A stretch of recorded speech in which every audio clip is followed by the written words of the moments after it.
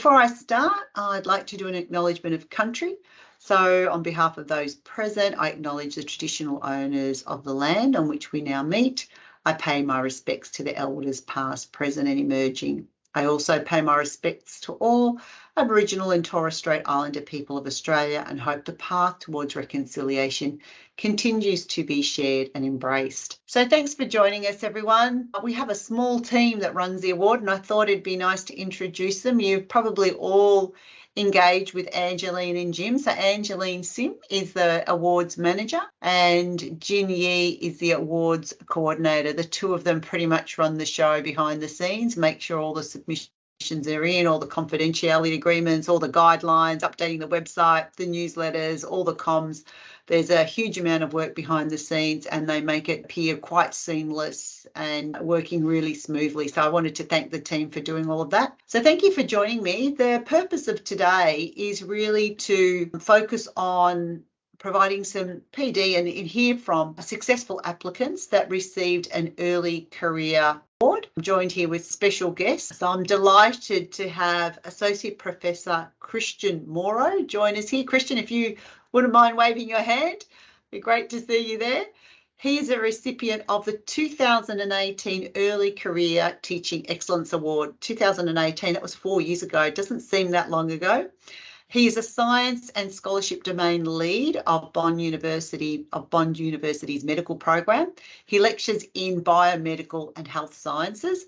Christian has been awarded a number of awards, including Reimagine Education Worldwide Teaching Award, the Australian Award for University Teaching Early Career Teaching Excellence Award, and the AFR Higher Education Award in 2019. So he's got a lovely string of awards. He's also appeared on several national TV and radio news interviews and a regular shows like The Today Show and Sunrise, answering questions like, why should we use lip balm in winter? Do some people really feel the cold more than others? And can using earbuds for music cause damage? Christian has been an assessor since 2019 and was leading the early career assessment panel last year, and he continues to be an assessor for us this year, I believe. We've also had here two other early career teaching award recipients. These are recipients that received the teaching awards last year. So we've got Dr. Nick Brown. Nick, if you'd like to wave. He was a recipient last year, Early Career Teaching Excellence Award. He has a passion for creating and delivering innovative teaching practices that inspire and empowers engineers to apply their skills for poverty alleviation and social justice.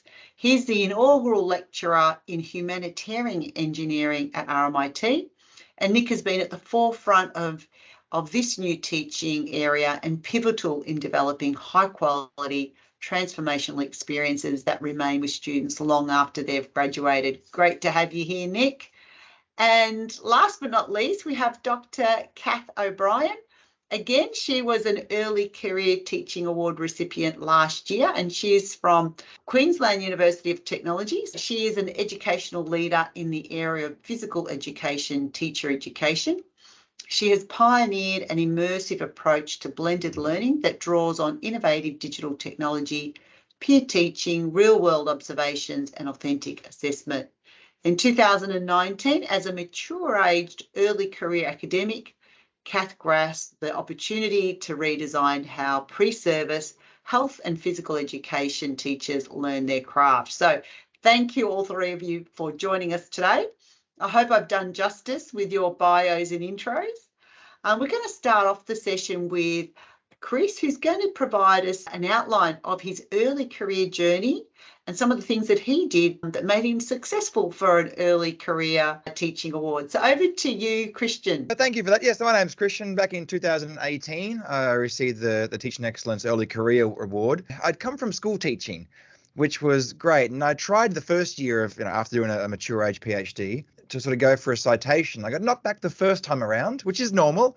I remember hearing that you didn't have enough evidence for the things that you're doing, and I recall at the time thinking, what's evidence? What is evidence, and how does that work? And since then, actually, it's been quite a good journey where evidence isn't always good. A lot of the time, it humbles you. Getting evidence doesn't mean that you're doing the right thing. Sometimes, and I'll give you a few examples of where we've had evidence where things I thought were great weren't really working. And so it's been absolutely beneficial going through not just the award program, but really reflecting upon your teaching.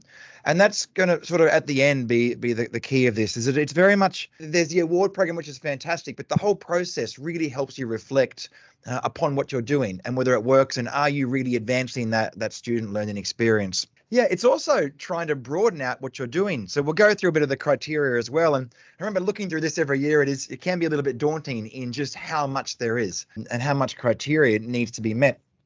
But it's one of those things that are you doing a lot of great things in assessment, or is that an area that you can improve? And really looking into your own teaching, once again, reflecting back and saying, we all try and motivate and inspire students to learn. We all try and show a bit of leadership in that field and get the evidence, but are we doing things like, reflecting our command of the field? Are we using the resources that we have to do that?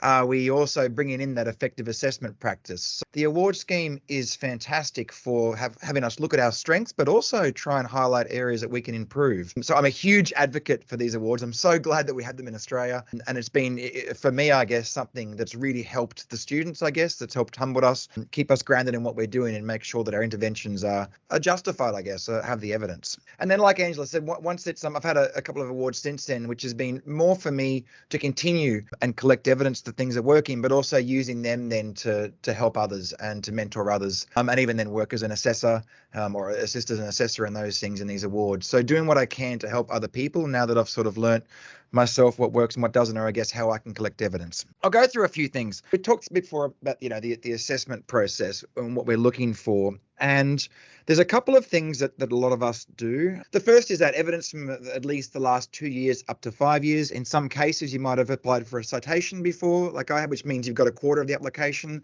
already looked into, or you might be going straight for the whole one at the very start. The citation allows us to focus on one criteria. What are you doing the best? And it's when you hit the teaching excellence, the more sort of broad criteria, where you end up with, having to address all four of the categories. And that's really hard.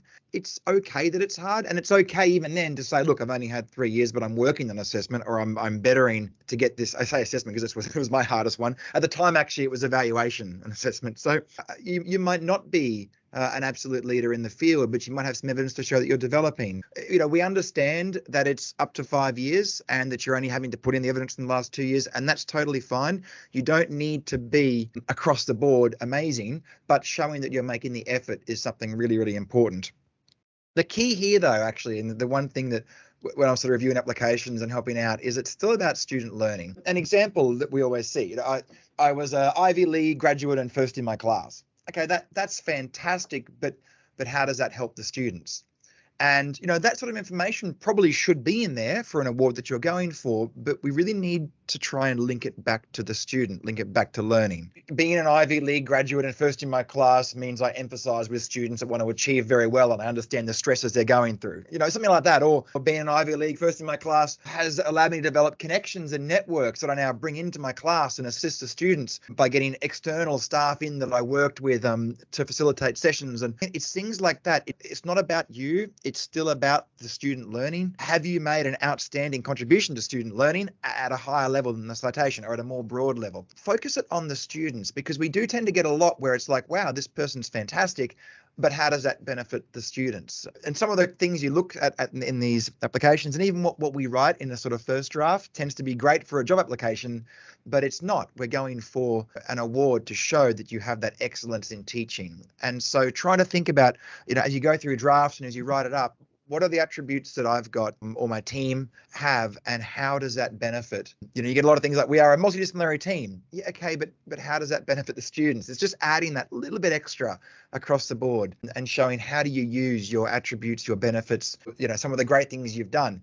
And if you do it right, it ends up being just, rather than, wow, that's a great person, you end up thinking when you're reading these, wow, I wish I had this person as a teacher. Aren't their students lucky to have someone who's done all that as their educator, because they're bringing in all this extra information and background and collaborations or empathy or little niche area there is. So keep that in mind as you read through. It's all about the students. And that's actually why these are different. When we write a promotions application, when we go for a job, it's always about us. And this is something different to that. And it should look different because the students, the teaching and the learning is at the core. And it is something quite different. And these sorts of applications are very different from anything else that we put together. And you do get to add your CV to it. You do get to add things like that and the evidence. So in the actual response to criteria, as you're reading through it, just making sure that you approaches to teaching and the support of learning that influence and motivate and inspire students to learn. Development that reflect the command of the field. But even with that command of the field, it's not just about you, it's about how you use that command of the field to benefit the students. Effective, improvements in student learning and influence student experience. So it's very, very focused on evidence to support the students. And that's even a harder one to do. We can get evidence to support our achievement when we were at university, but it's very hard then to support evidence to show that our interventions are helping students. Think of that as well. I was an Ivy League graduate and first in my class, and I'm just saying, as a theoretical, I use those connections, and then the next step is, okay, well, what evidence that actually works? How does that work? How does that help the students? Are they achieving more? Are they getting a better breadth? You can even be a bit theoretical. You can't learn this particular thing from a book. So instead, I bring in an experiential learning approach where I use my network. We're really linking that around your experiences to show that all this great stuff you're doing, the students are lucky to have you, and no one else would have that experience. Or at least, you've done it well and you've done the work in the background, and now you're able to really use your advantages and your backgrounds to assist. It's overall, it feels like we're writing about ourselves because it feels like it, but we're not. We're writing about the students, and we're showing how, in a way, that they're lucky to have you. And that's sort of how it should read as it goes through. It really helps. And it also shows that you get the point of this. This is that I'm doing things that are helping. This is the other one as well, actually assists. I run a podcast that has 100,000 views a week or, listens a week. I have a YouTube channel. I'm big on social media. Yeah, but it doesn't always, and I'm sure that would help your students, but try and think about that as well. Is what you're doing on the side. I was a keynote speaker at the conference recently. Yeah, maybe you can argue that it's command of the field, but how does that then link back? Yep. Are you at the forefront of learning and innovation? Are you running an innovation subject? That would then link. Same again, show that what you're doing is something that helps. It's just that extra sentence here and there. Be aware of that. And we do get a lot of that same thing again, that, having a big focus online or having, being part of big committees, sure, drives learning and teaching in the big picture, but make it clear to us, because sometimes that link isn't always there. And we'll read it and it'll be like, wow, that's a fantastic person, but I don't see how that makes him a good educator in a way. And it's not always that easy. You can, we put two and two together when we're doing it, but if you can help with the application as well and think about how you're using your strengths. And sometimes you're like, I'm doing all this, I'm doing a great podcast and it's not helping my students. How can I leverage what I'm doing to help? And that's a cool thing as well. So maybe as part of this, you'll find ways to use other great things you're doing in your career to benefit the students, which is a real positive of this. The last one then is, how does your excellent teaching make you stand out? And this is a tricky one, and you're not meant to be expert at everything, but just be aware, to focus. So usually every applicant for these sorts of awards has great T-vals. Every applicant has to be supported by the university and dean, because that's one of the things you have to do. Really focusing on that is good, but we already know that. Amongst all the people who stand out in their institution that are supported as excellent teachers by their deans and by their universities and signed off by their vice chancellors and put forward as excellent teachers, how do you stand out from the others? Within the last 2 years, up to 5 years experience for the early career. And that's something to think about as well. And same again, that's where that evidence comes in. It's good to show that the stuff you're doing competes at a national level, is recognized to a point that it's nationally, wow, look at what we're doing, and that's fantastic. So that's a good thing. Be aware, that you're up against other excellent teachers. So thinking about how can you stand out, what things am I doing? And also then how can you link your other experiences to that student learning? And then I guess this really helps. That's it. That's the best way to stand out. If you weren't an Ivy League graduate, it doesn't matter. You do other things. You volunteer in the community, and it doesn't have to be anything big. It can be anything small that you do that you can bring in.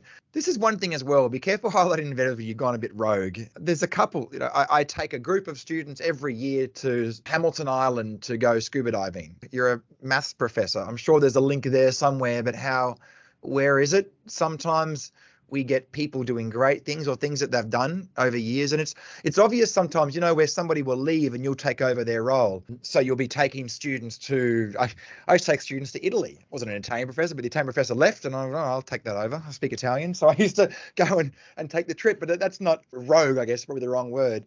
But, that's cool, but that's not really part of my teaching. And sometimes we are doing things that are great and really welcomed and help the institution. Is it linked? Same again, just link everything there. I've seen whole things where there's, a half a page of the application focusing on a trip or an intervention, which just doesn't match up to the content they're teaching. And it does come across a little bit like, is that just something that you've done as part of your service role rather than part of your teaching, unless you can link it? Unless you can argue that, you're teaching across a broad variety. Thinking about that, not everything has to be in there. And once again, it's about the students. Doing your own research and drawing on the literature. There's not always literature in every field. For example, in some areas, especially in a lot of the humanities, you might be doing things with art that there isn't. Finding ways to ground what you're doing to show that you've really got a bit of a theoretical rationale.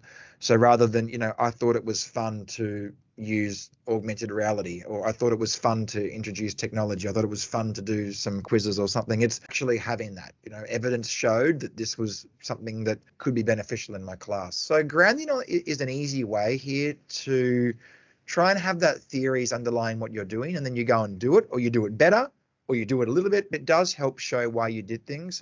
And in applications, sometimes it's like, I invented the 3-step student presentation process. Okay, that's fine, but why? Okay, the students like it. Was there any reason for it? Is it filling a gap in your own curricula? Is it because it can't be taught or assessed from a book?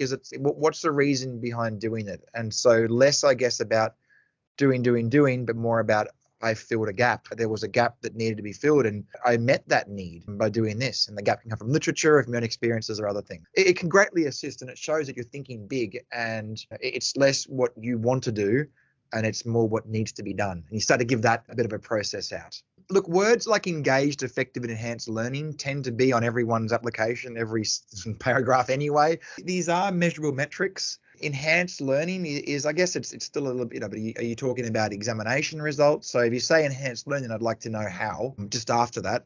If you say effective, that's tricky. What's effectiveness? Engaged? Is it cognitive engagement? Are they attending more? Are they watching? Some people measure engagements by how many times a student stare at the front wall rather than their computers. Some measure engagements by who turns up.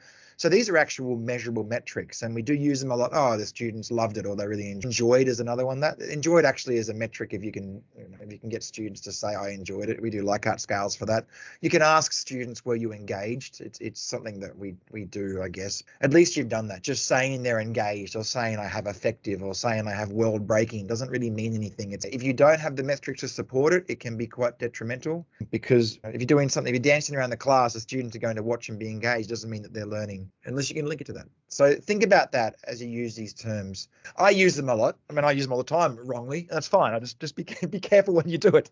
We all do it and we all know it. It's the keywords. But even then, like authentic learning is sort of a bit of a keyword now. But how is it authentic? Where and what? And has it been verified? Have you got someone from the industry to come in and say, yes, this is what it's like in the real world? Or are you just saying because students stand up when they're learning, argue that it's authentic and show us how it's authentic is something that can really do it? And the thing is, we are doing this. I'm sure that everyone has engaged students. What we're doing is effective. It's just make it strong by getting that evidence and showing us in a way how that is. This is another one we see a lot of. Consider some interventions you promoted. We should be reading student feedback and adjusting our course every year if necessary. We should be tweaking assessment criteria in response every year. We should be updating our course content every year. In some cases, you do see this, that people just a normal part of the job. That's not necessarily excellence in teaching. And this, I guess, is where you can sort of link it back. In regards to student feedback, I link and that correlated with the scholarly literature and my own understanding and studies. I then updated content around this. Think of that. Are you doing it better than others? Are you doing it right? In response to feedback, I changed the course content. It's sort of something that every academic does. It doesn't necessarily showcase teaching excellence, but you can get it to that higher level by linking it up with a better rationale underlying why you made those changes. Here's some tips for finding this evidence. So we know about teaching evaluations, we know about the metrics, other little types of evidence, and your university, especially if you're one of the institutional officers, are great at this thing. So I thought, what have I sort of looked at in the past? Live attendance, students are voting with their feet, they come into my class. Just because they're busy and don't come doesn't mean that you're bad, but it's one metric that if you do find you put on an optional workshop with some unique tactics and lots of students come to it, that's kind of cool. You can mention that. Yeah, students will vote with their feet sometimes. How many interactions? We don't always get this information, but are they logging in every day to do activities on your platform? Because usually students are logging in once a week, if that, to Blackboard or Moodle or whichever platform you're using. Submissions, contents, or articles, citations if you're researching, but also views, clicks can help. Yep, the community don't always cite articles. So if you're in exercise science or if you're in dietetics or something like that, where not necessarily the people that appreciate your content or that will learn from things that you've done isn't just citations, also clicks, submissions, whatnot. Peer review feedback and practice helps rather than just saying, I peer reviewed. What did you get from them? What did you learn? It was consistent in peer review that I talk too fast. And so I've made an effort to slow down. It's really helpful. It shows that you're reflective, you take criticism and you adjust. And we're not perfect and we can always get better at what we're doing. And that's, I guess, the forever goal is to keep getting better. Solving community information overload, critical thinking with the community, how are you sort of helping out? This is one here, I meant sort of in the community. So you're out there teaching others as well. So you're teaching your students, but are you also in the community assisting like submissions, dietetics? I do a lot of that we mentioned before, like the radio and things, trying to help the community learn. It's something there that you can link back and say, because I speak to people out in the field, I'm sort of learning to provide information better to my students in a way that is more understandable. We do get a little bit, particularly in a class of, in my case, all science students or medical students, you can give them quite complicated content and they'll absorb it, but should you? And that's where teaching others in the community, for example, can help you learn how to structure things and provide things later on. Contact your graduates. That's one thing. It's all the time. Ask them. If you ever see them in the shops, hey, did anything that I do really help you in your clinical world, your job, your career? That's something that we don't always ask. And I always ask it. And sometimes they're like, oh, no, that was in semester one. I forget it now. But sometimes you get some great examples of what really matters. A broad range of students who benefited. So others, not just the ones in your class or the staff. It's not to then help the students later on. Not just about receiving grants, that's nice, but how did you steward it? How did you use it? And did you use it to go into teaching? Same again, receiving the money doesn't make you an excellent teacher, but if you've used it in a way that benefits students or benefits teaching or staff, show that, because that's really important. Less about the money, more about how you've used it for this sort of application. Any benefits beyond the institution? If others are following your example, if your idea has been copied by university lecturers all over the place, that's great. Show us that, because now you're impacting even a small thing, students all over the country or the world, rather than just the ones directly in front of you. So your teaching style or your tactics or your criteria, share them, because it's great to see others using some of these excellent practices. And then this is one big thing. If you leave, will everything crumble? Or are you setting up things for the long term? And if you're setting up practices for the long term, where if you leave, that'll keep going in that institution, that's fantastic and powerful. So have a think about that. What is the longevity of what you're doing? I did this one here. Evidence isn't always positive. I had one with VR where I loved VR. I won't go on for long with this, but it's, virtual reality. And then I just found from the research that it just wasn't helping the students like I thought it was. And I had to pull it out of my classes. I still do a little bit of it, but not the way that I did. And so that's it. Sometimes you might get the evidence and find what you're doing isn't working. And that's fine. That's still not just adding more to the student, overwhelming them with extra stuff. Sometimes taking things out or changing what you do. Or some students just appreciate going back to the chalk and board. That's not a negative. That can be excellent if it's done the right way. You don't always have to change things and put things in. Think about what you're doing, which maybe in some ways you had it wrong. And that's reflective and awesome. And part of that command of the field is knowing when you're wrong and pulling back to help the students. Keep an eye on that as well. My last little point is that these take ages to write. And the thing is then, don't do this process just for the awards. You're collecting evidence for your teaching, reflecting upon how you can help student learning is fantastic. And we should do it anyway. And this is a big thing. I have to get it for the award. If you think more about, look, I've got to write the award, but I'd like to get more evidence anyway. I'd like to see if what I'm doing is working. I don't have a theoretical reason why I made these changes. It actually can really help us. And this is something that, like, using strategies, reflecting upon practice, are great things to do anyway. So you're not just making all these interventions and changes. And one of the great things about these awards isn't just the award, it's because it gets you thinking about your teaching. So the process of going for it is incredibly beneficial. Whether you get it or not, it should be beneficial to you. So keep that in mind. We're not doing things just to write an award in the hope that we win, because otherwise, if you don't win, it's all for nothing. Use this process and the help you get from the institution, talking to other people, and just learning about your own teaching and what criteria and how do you use approaches to learning to support students and things. Use that to better yourself as well. And that way you come out at the end, regardless of the outcome, with a different insight and something quite positive. So absolutely think of how you can gain benefit from the process. And that, I guess, is the key in doing this. It can really help in the long run. Thank you very much. Thank you so much, Christian. That was some great set of tips and really key elements around make student learning the priority for this application. Absolutely. What a great takeaway message. And don't write the application just to get the award. Use it as an opportunity to reflect and improve. So now I'd like to bring the other two recipients, Kate and Nick. And I gave a little bit of introduction, but I thought I'd like to hear from you to tell us a little bit about what your award application was about. So maybe, Nick, would you like to start? Yeah, absolutely. Thanks. My name's Nick Brown, and as I mentioned, I teach something called humanitarian engineering here at RMIT University. A lot of the stuff that I was talking about is the fact that I don't come from a traditional academic background. So I started at RMIT University as an industry fellow, which acknowledged some of the experience I had working in the charity and international development sectors.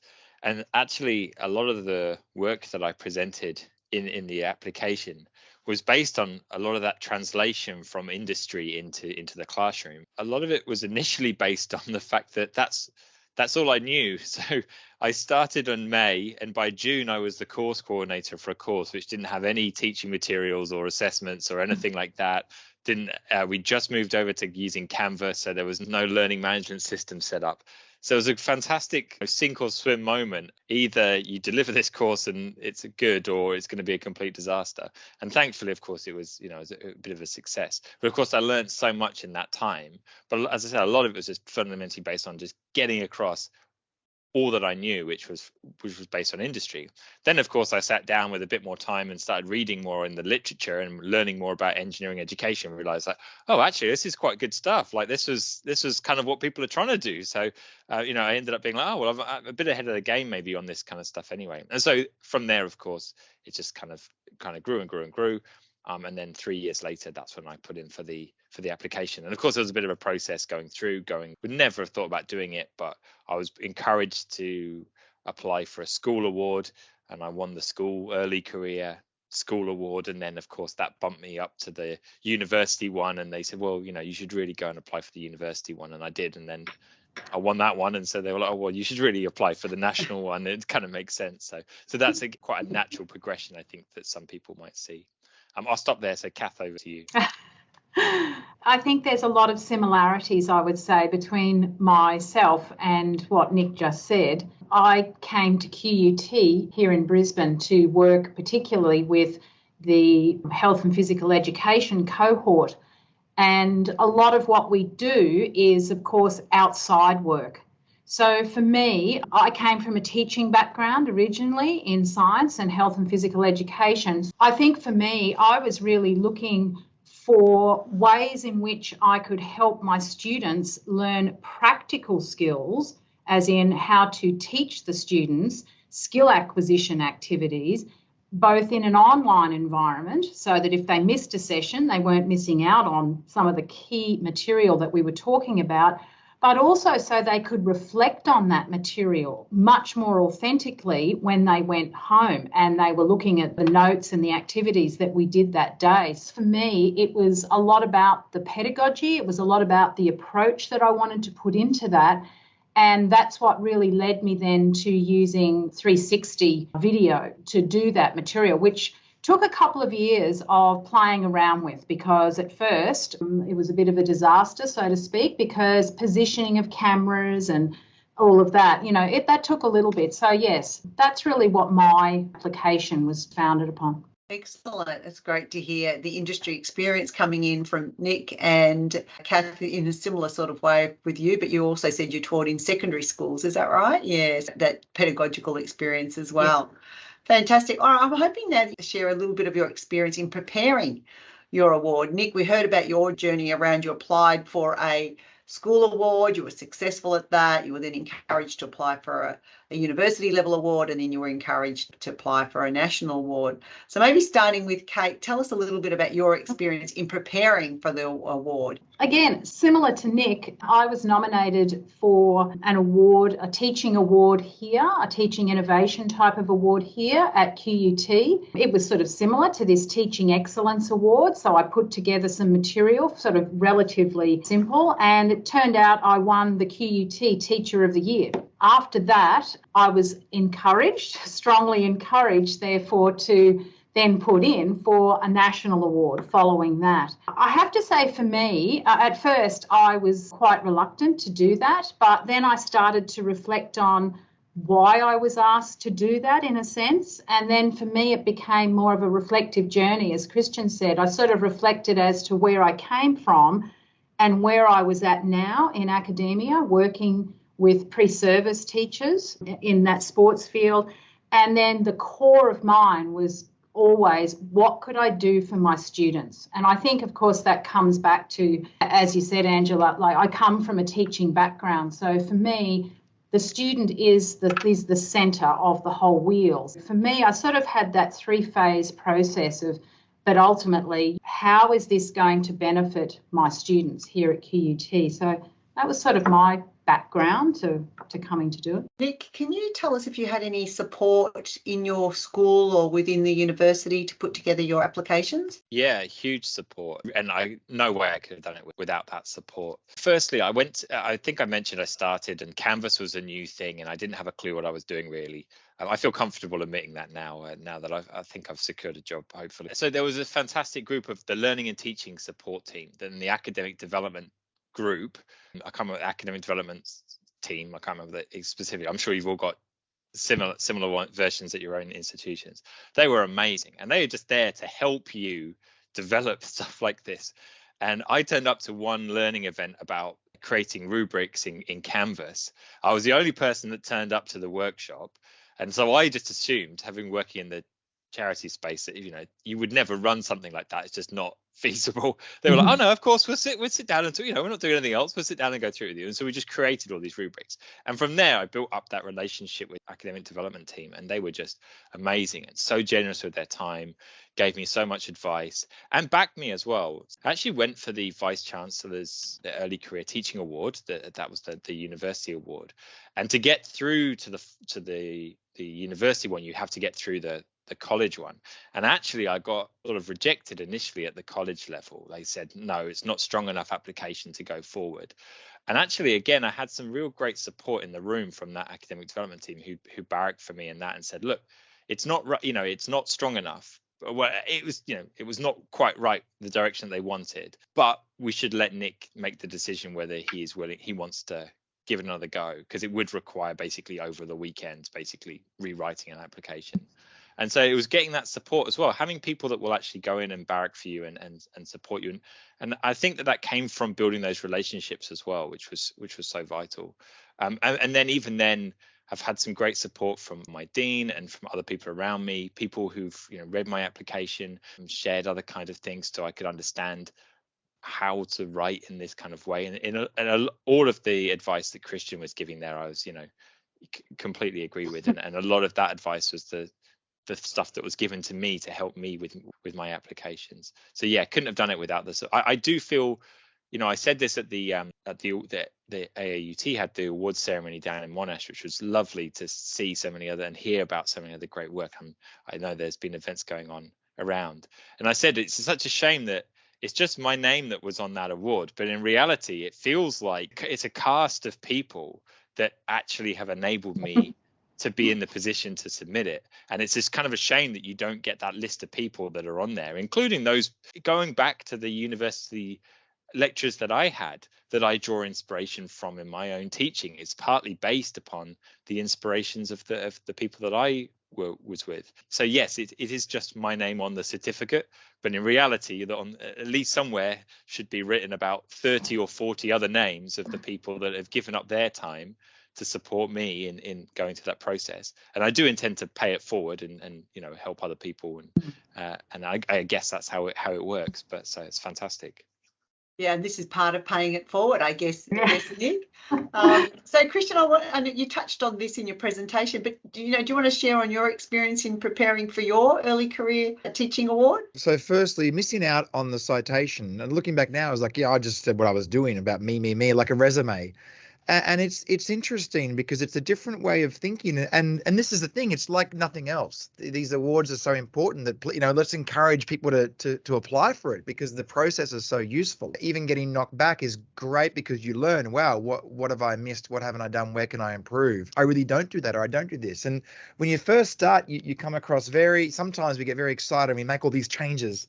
And it's nice to just stop and say, look, what's working, what's not, going through that humbling experience. So one of the good things as well, I find, having the institutional officers involved, is it does build an awareness in the institution. So, we need to have, like the vice chancellor, we need to have the institution sign off and the dean write letters, and everyone knows that deadline's coming up, and you've got someone who can advocate. It's not just us on our own having to go around with sheets asking for signatures. It's actually a process that universities have formalized now, and that's something which helps a lot, because there is quite a lot of things to do on that nomination form, and people that need to see it and sign, as well as the assistants. So, assistance with the actual award, but also with the mechanics around it and the awareness of it. And I think the institution officers have been great at raising awareness of the awards, which is important, and it really helps, when you're encouraged to do it.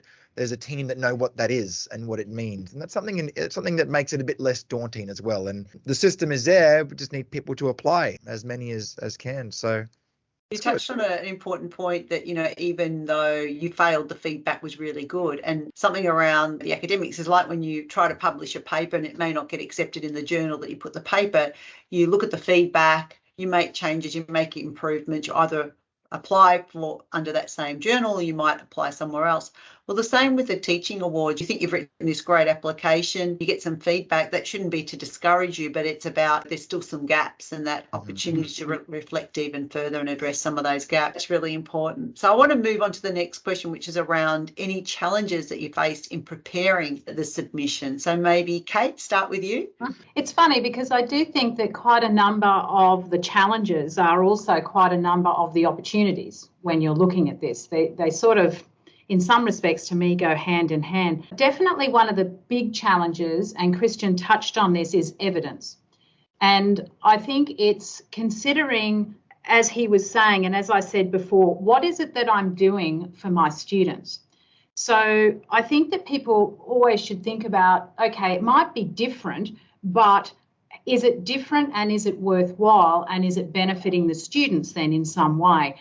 And then, of course, it has to be a measurable aspect to me. And that was something that I know I worked on pretty hard in my application. So that takes the second challenge, and that takes time. Unless you make a start, like sort of really quickly, it can take a long time to get quality evidence that is measurable to meet the different aspects of what you're putting together. I think one of the other challenges is I looked for people. I had a wonderful mentor, like Nick said, assigned to me that I could talk to all the time, but I sort of went outside of that as well and looked for someone that, knew nothing about HPE teaching and technology or anything like that. And that was a bit of a challenge at first. But again, that became a really great opportunity, because often I think when we write, we think we're writing, oh, I understand that, Christian will understand that.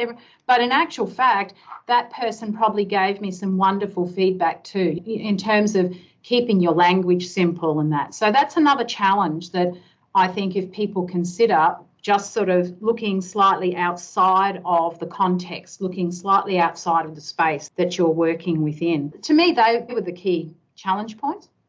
Okay, what about you, Nick? Did you have any different challenges? Nothing really majorly different. Again, I totally agree with Christian and Kath there in that generating that evidence was something which was, I would call it it was definitely a snowball effect, right? It's something that's very hard to get started, but once you do, it just becomes natural.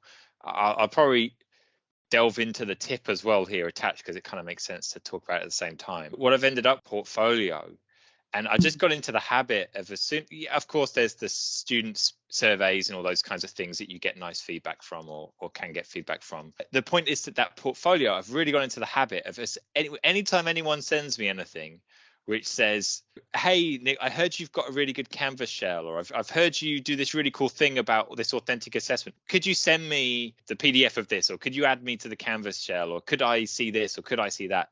especially when I started and I was starting as a lecturer and I was getting these emails from people who had professor at the start of on their email addresses. So I got into that habit early. And again, it was a piece of advice saying like, absolutely, I'm very willing to give you access to my Canvas shell. Would you mind if I use what you just said there, which was something along the lines of, I've heard that your work is really great. Can I use it, basically? And then said, right, I'm going to use that. Can I use, as long as I can use that as a quote? It's sort of a bit of a tit for tat. And of course, people are really happy to help out. And so it's just about starting to save all of that evidence as well. And I think that certainly for early career application, being quite a junior staff member, obviously as part of that, getting that 360 feedback and that evaluation, like it wasn't just seeing things from my peers, and not just from the students that I teach, but also from like the people who are above me, like, you know, the leaders and you know, people who've got a lot of experience and those kinds of things. So it's kind of cool. So it was a kind of a part of a challenge to get started, but once you get started, once you get that muscle going, it becomes a lot easier as you keep going forward. Christian, you know, Kate and Nick have mentioned the right type of evidence that's measurable, and, you know, diversifying the evidence and time takes a lot of time to put something like this together as their challenges. Is there anything else you'd like to add? It's daunting. It's daunting to start. It's a big document with evidence and this, and working with all these people and institutional officers and deans, and it's daunting, but it's a supportive journey as well. And it's actually also the learning how to receive help from others is something useful as well. So I can see it's much easier to not apply for these awards than it is to apply for the awards. So there's always that appeal that I'll do it next year. But early career is a good one because the time's ticking, and it's a fantastic stimulus to start that process. And even if you won't have evidence, I mean, if you just start now and you're in your fourth year, you might not have time to get evidence from graduates and feedback from them and things, but you can at least say, okay, well, I'd like to have this. And then after the awards, you continue on to get that and build a portfolio and work through that. So, yeah, we understand it's daunting. It is. That's part of the process, but it's also can be one of the more rewarding things that you do in your career. To ask one more question still about the challenge, did any of you find dabbing into the educational literature, you know, what was the foundation or the theoretical underpinning for your change? Was that difficult for you, or was that something you were familiar with, the literature that was out there, or you didn't really reference it? Maybe Kate, start with you. Yeah, look, I guess I have to say for me, I research sport pedagogy. I work in the high performance sports space.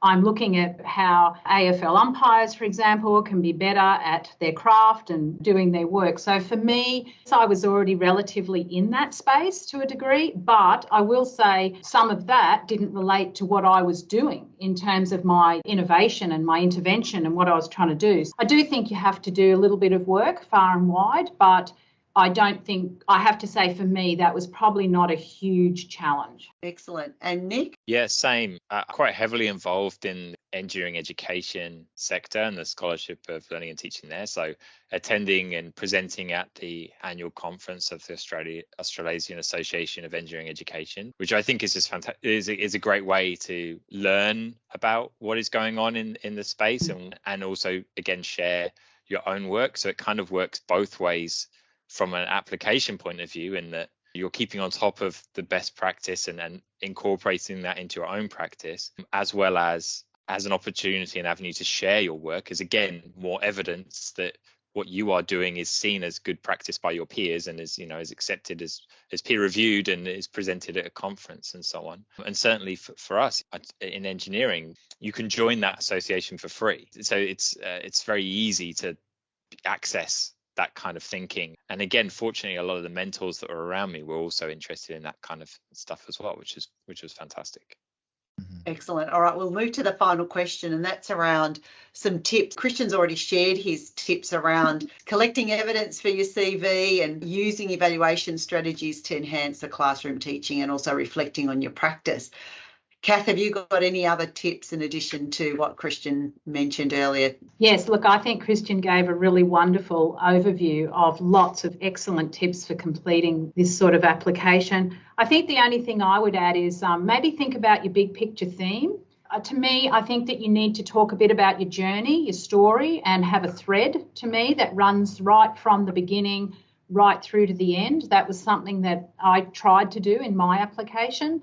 And so for me, you know, have that theme, that journey concept, and I stick it on a stick-on, as simple as that, on my computer. And every time I was there working, I could just, it was at the forefront of my mind, as ridiculous as that sounds. But I think that you need to keep on track, because otherwise I think you can just grab a whole lot of stuff that doesn't really work well together. So I think if you can think about your theme for the journey, that would be my additional tip. Excellent. What about you, Nick? Do you have anything in addition? Yeah, I would agree with Kath. The narrative, I think, is really important. And certainly I had a strong narrative in mind. I think I used the term baptism of fire in my first sentence. Going back to that point I mentioned about starting and then instantly being made to deliver something so soon. And it was that sink or swim. So I sort of tried to include that element of, you know, not peril, but like a bit of tension. You know, it's a bit of a story. And I think that having won the award and something else, you know, I have also been asked to review other application processes, other applications like this.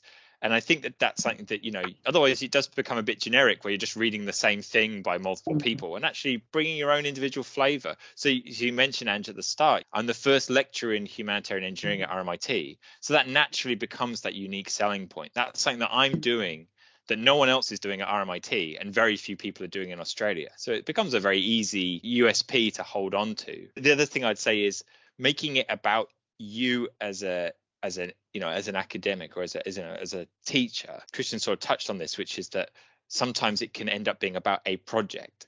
Like I implemented this project. It was a cool project, you know, let's use Christian's VR program, something, you know, I did this VR program, blah, blah, blah. And then this is what it happened. And this is it. And it's all about the VR program. And it's a 6-page document just about one intervention. And you read it and go, hang on, this is just a research paper. This should be a research paper about you've set up your methods, you set up what you did, your intervention, what you found, how it impacted the students. Yeah, go to a research conference and present this as a great paper. But it may be for especially for like a learning and teaching award, it needs to be about you as an individual. How are you not just doing that VR project, but how are you doing the experiential learning in other ways, or how does it combine with this and that and the other? And what are that range of stuff, not just the depth in one specific field, because it's you as a person, not an intervention. Excellent. But I would like to just thank all three of you for your advice, for sharing your story and providing future applicants that are thinking about putting together an early career teaching award around some of the things they need to consider. And it was absolutely great advice, you know, having that strong rationale, thinking about your evidence, giving yourself time to put it all together, using it as a reflective process, but also focusing on the students. What is the impact on the students? So I just want to thank you very much. So if everyone can give you either a virtual clap or a real clap. And I do want to mention one thing, in that each of you have produced a video, and these videos are really valuable. They're great. They're short little videos that talk a little bit about your journey. They're invaluable for applicants that are thinking of putting in a submission to watch before they submit. So I'm going to pass the floor back on to Angeline, who's just going to wrap it up now. Thank you, Ange. I'm just going to remind everyone the nomination key dates. Registrations for the nominees is opening on the 15th of August till 26th of August, and the submission is from 5th of September to 16th of September. All applications have to go through your institution's ICO. This session has actually concluded our briefing personal development sessions. This is the 8th session, so started in April. Sincere thanks. Really appreciated all your tips and insights, and have a very good Thursday afternoon. Thanks, everybody. Bye. Thank you.